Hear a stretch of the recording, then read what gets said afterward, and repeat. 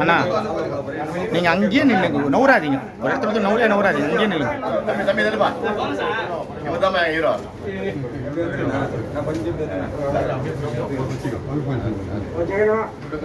வாடா விஜய் வாடா வாடா. Happy birthday to you. Happy birthday to Subramania அவர்கள் பல்லாண்டு வாழ்க என்று வாழ்த்து. லைட்டா நான் நேத்துக்கு பால் வாங்க